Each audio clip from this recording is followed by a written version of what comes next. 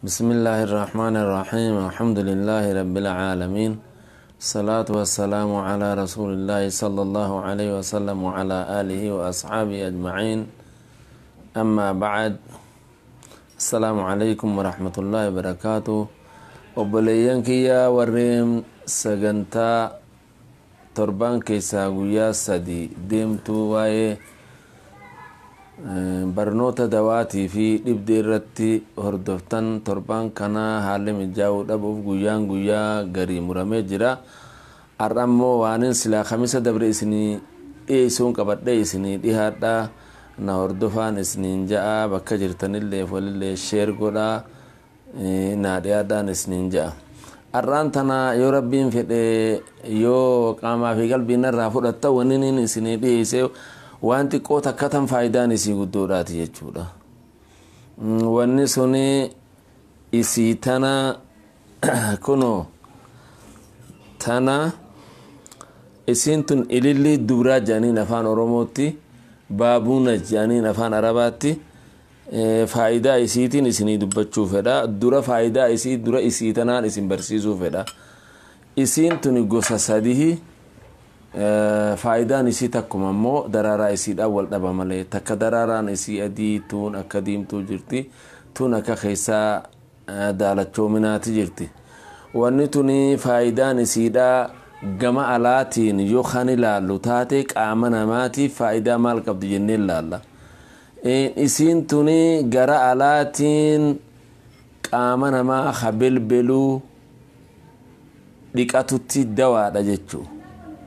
qaama namaa hamadaawee madaa goflaallee maan taane hoolallee maan taane dhukkuba kaansar kanama madaawellee yoo tahe madaa isii tana danfisanii madaa isiisanii yoo dhiqan dawaadha jechuudha.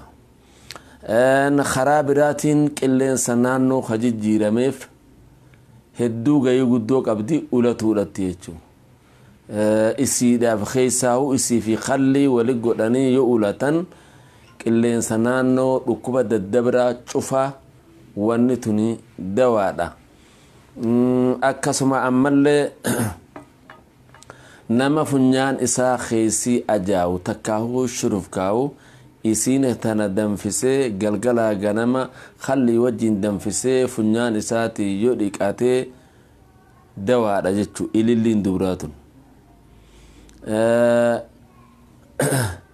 Gara biraatiin rifeensa namarraa ciccitu isii tana danfisanii zeetaa wajjin yotti dhiqatan rifeensi san akkan ciccinne gooti. Nama rifeensi nyaatuu fi dhibdee mataa keessaalleef dawaadha jechuudha. Haa ta'u mee faayidaa isii gabaabsinee gara keessaatti yoo laallee isiin tuni dubartoota dhiini isaanii irraa dhibaawan itti dhufuu hin dandeenye danfiftee bishaan isiitiin nafa saalaa keessa yoo dhiqattee dhiini aadaadhaa isiif ni deebi'a. Akkasuma isii tana ammaas danfiftee ganama burcuqqoo takka galgala burcuqqoo takka danfisuu osoo hin tahin bishaan oowwan naqanii daqiiqaa 5 bishaan keessa eega teesse booda ganama galgala burcuqqoo takka dhuguun dhiiga aadaa san tartiiba deebise jechuudha. Ammoo isii guddisanii dhuguun xiqqoo haqqisaa waan namaa haqqisaa fiduuf jecha xiqqeessaniiti ganamaa fi galgalatti dhugan dhiiga aadaadhaan ni deebifti jechuudha.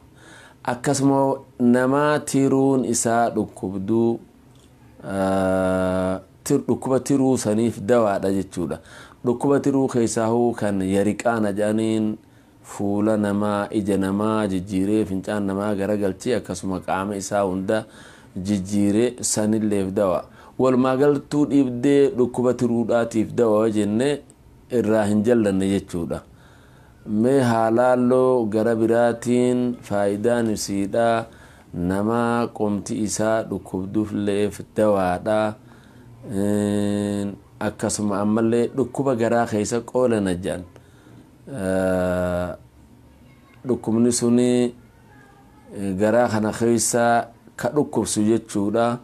Nama qilleensi garaa isaa keessa seenee hiddi handhuraa garaa keessaan dhukkubu danfisee dhuguudhatti isiin tun dawa jechuudha. Wanni irraa danfifamu hangan takka gara biraatiin dhukkuba mataa namaa kana iiteessuu jira. Dhukkubni sun barsaamii fi sarsaam jedhama.